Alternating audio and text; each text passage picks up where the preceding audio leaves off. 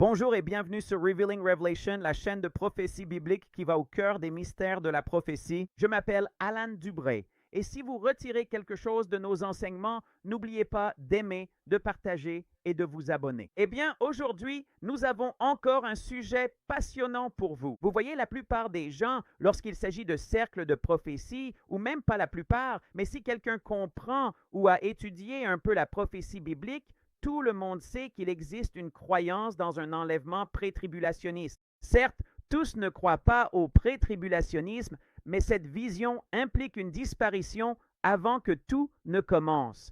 D'autres privilégient le post-tribulationnisme. Ces deux visions s'opposent, la seconde étant liée au retour du Seigneur, les pieds posés sur le mont des Oliviers. Mais qu'en est-il du milieu de la tribulation?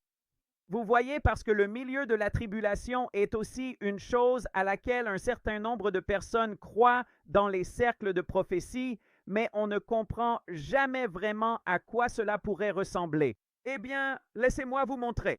Vous voyez, parce que c'est vraiment, vraiment passionnant. Nous avons partagé cela à de nombreuses reprises pour vous donner la petite base du chapitre 12 de la deuxième épître aux Corinthiens. La seule façon de vraiment comprendre le chapitre 12 de la deuxième épître aux Corinthiens est de d'abord comprendre que les évangiles synoptiques de Matthieu, Marc et Luc, à la fin, se déroulent dans l'ordre Luc, puis Marc, puis Matthieu.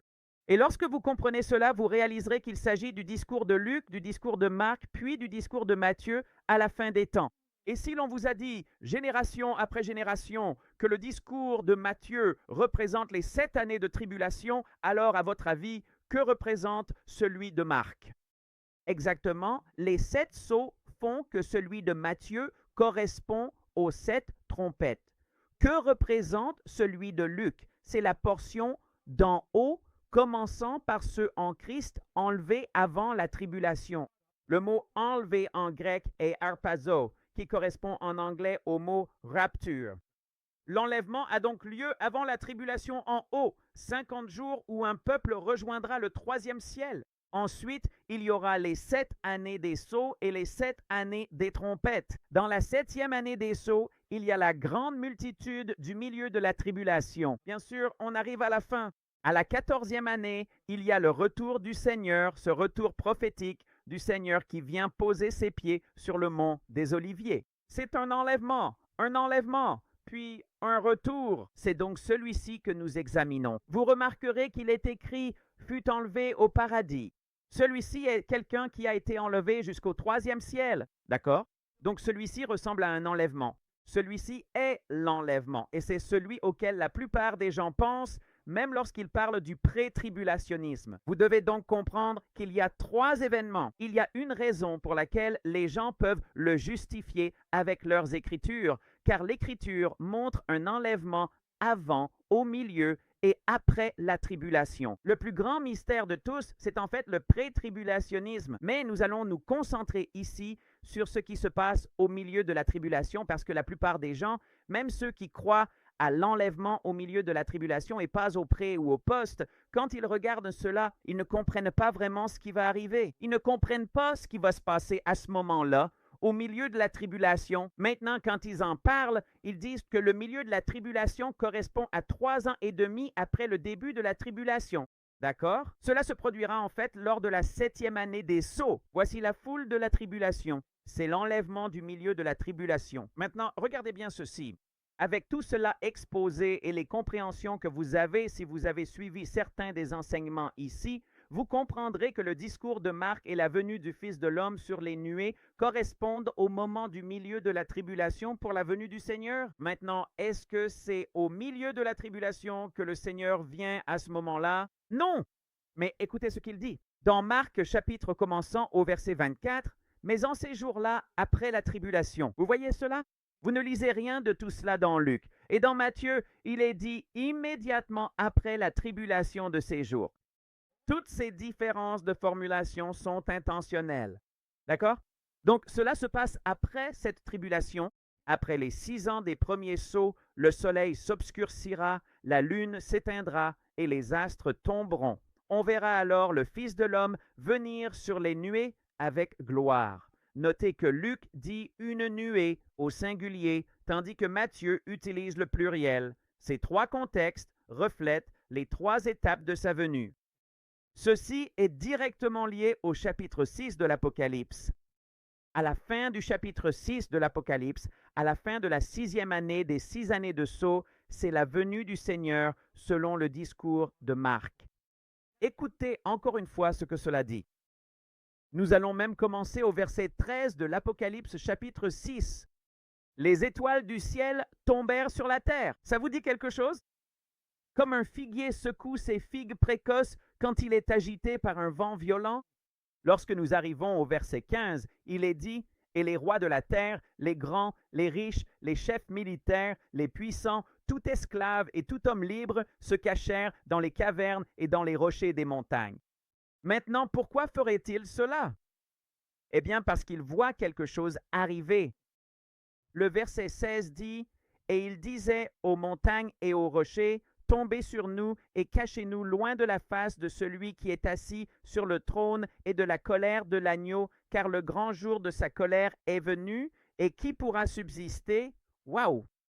Vous voyez, cette colère est celle qui survient à la fin de la 6e année des sceaux. C'est l'Apocalypse 17, lorsqu'il combat et qu'il fait la guerre contre la bête et les 10 cornes, lorsqu'il les vainc. D'accord? C'est juste à la fin de la 6e année des sceaux. Regardez ce qui se passe. Vous voyez littéralement quelque chose arriver et ils sont dans une telle panique. Ils sont littéralement en train de paniquer face à ce qu'ils voient. C'est la partie que la plupart des gens ne comprennent pas. En fait, je ne l'avais jamais entendu révéler avant ce ministère lorsque nous en avons eu la compréhension. Vous voyez, parce que dans une perspective de 7 ans, ils pensent que c'est encore le Seigneur qui vient à la fin des 7 années de tribulation, alors qu'en réalité, c'est lui qui vient à la fin de la 6e année des sceaux et il voit quelque chose d'une telle ampleur que riches, pauvres, libres, esclaves, tous se cachent dans les montagnes et les rochers et demandent à ceux-ci de tomber sur eux et de les cacher de la face de celui qui est assis sur le trône et de la colère de l'agneau. C'est le Seigneur qui vient, le discours de Marc, et la plupart du monde ne comprend pas cela. Vous voyez, avec quoi vient-il? Eh bien, souvenez-vous de ce qu'il a dit au début ou dans 2 Corinthiens chapitre 12, le deuxième groupe a été enlevé au paradis. Eh bien, regardez ce qu'il est dit dans Jean chapitre 14, versets 2 et 3. Rappelez-vous ce que Jésus a dit. « Dans la maison de mon Père, il y a de nombreuses demeures. Si ce n'était pas le cas, je vous l'aurais dit. Je vais vous préparer une place. Et si je vais vous préparer une place, je reviendrai. » Alors, avec quoi vient-il? Et je reviendrai et je vous prendrai avec moi, afin que là où je suis, vous y soyez aussi. Vous voyez, il vient avec le paradis. Il vient avec le royaume de Dieu, avec le paradis, où il va recevoir la grande multitude du milieu de la tribulation dans le lieu où toutes les demeures ont été préparées pour eux. Où a-t-il dit qu'il l'apporterait? Il a dit qu'il l'apporterait. Je reviendrai vous prendre avec moi pour que vous soyez là où je suis. Où est-ce? Le lieu de toutes les demeures. Où pensez-vous que c'est? Vous avez deviné, c'est le paradis. C'est le paradis. Maintenant, regardez le contexte. Regardez comment cela se déroule. Dans l'Apocalypse chapitre 12, quand vous arrivez au verset 5, écoutez le verset 5. « Et elle enfanta un fils, un enfant mâle, d'accord, une image du Christ, qui doit gouverner toutes les nations avec une verge de fer. » En fait, nous avons des enseignements sur notre chaîne principale, Ministry Revealed, où nous expliquons cela en détail en lien avec les 7 églises. Donc, ce que vous voyez à la fin du chapitre 2 de l'Apocalypse, pour la dernière église, c'est le Seigneur qui vient pour gouverner avec une verge de fer, car c'est le même contexte. La fin de la 6e année des sceaux correspond au moment du chapitre 2 de l'Apocalypse. Vous voyez, c'est tellement fou. C'est incroyable une fois que vous le voyez. Alors, qu'est-ce que vous voyez ici? Vous voyez l'enfant mâle, donc le Seigneur qui vient, et il a la verge pour gouverner toutes les nations. Et ensuite, que voyez-vous? Et son enfant a été, vous voyez cela? A été enlevé. Que représente l'enlèvement? L'a été enlevé. Pas comme un qui a été enlevé, mais l'a été enlevé. Pensez-vous que ce soit juste une coïncidence que ce soit le paradis? Quand le Seigneur a dit que lorsqu'il viendrait à ce moment-là, il les recevrait auprès de lui, afin que là où il est, eux aussi soient. et c'est le paradis. Vous voyez comment cela se passe? C'est l'endroit avec lequel il vient, et quand il viendra à la fin de la 6e année des sceaux, il sera vu venant avec quoi? Avec le paradis. Avec le paradis. Maintenant, regardez comment cela s'aligne. Vous avez d'abord l'enfant mâle qui vient, celui qui doit gouverner toutes les nations avec une verge de fer, et ensuite il est dit, et son enfant fut enlevé. Alors, qu'obtenons-nous? Nous avons l'Apocalypse chapitre 6. Le voici, l'agneau, l'enfant mâle, venant pour gouverner avec une verge de fer. Et ensuite, vous avez quoi? L'Apocalypse chapitre 7. Après le chapitre 6, à la fin du 6e sceau, avant le 7e sceau, qu'avez-vous dans l'Apocalypse chapitre 7, verset 9? Après cela, je regardais, et voici une grande multitude que personne ne pouvait compter, de toutes nations, tribus, peuples et langues, se tenaient devant le trône et devant l'agneau, vêtus de robes blanches et des palmes à la main. C'est la grande multitude du milieu de la tribulation qui apparaît après que le monde entier et tout le monde l'ont vu venir avec le paradis. Une sorte d'énorme montagne ressemblant à quelque chose qui descend du ciel. Et l'ordre dans l'Apocalypse chapitre 12 le montre même. Le voilà qui vient pour régner avec son sceptre de fer, puis il a été enlevé vers Dieu et vers son trône. C'est la grande multitude du milieu de la tribulation qui suit. Plutôt impressionnant, non? Eh bien, ça devient encore mieux, parce que regardez ce qui se passe ensuite.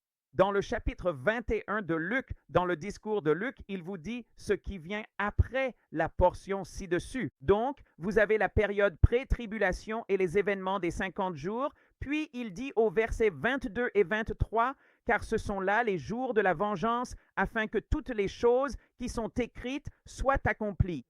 Mais malheur à celles qui seront enceintes et à celles qui allaiteront en ces jours-là. Car il y aura une grande détresse dans le pays et de la colère contre ce peuple, et ils tomberont sous le tranchant de l'épée. Le temps du cavalier du cheval rouge arrive, et ils seront emmenés captifs parmi toutes les nations, et Jérusalem sera foulée aux pieds par les nations. Écoutez ceci, jusqu'à ce que les temps des nations soient accomplis. » Quand est-ce que le temps des nations prend fin? Vous l'avez deviné, au moment de la grande multitude à la mi-tribulation.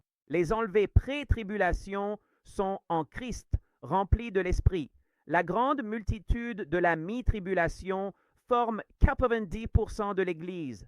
La moisson non prête, endormie et peu consacrée au Seigneur. Ils se réveilleront durant la tribulation. Certains renieront la foi. D'autres viendront s'ajouter. La fin de l'ère des gentils arrive à la fin de la 6e année des sceaux, au moment de la grande multitude à la mi-tribulation. Maintenant, regardez bien. Vous voulez voir de quoi il s'agit? Vous vous êtes déjà demandé pourquoi personne ne vous l'a expliqué auparavant? Bien sûr, on vous en a parlé, mais on ne vous l'a jamais vraiment expliqué.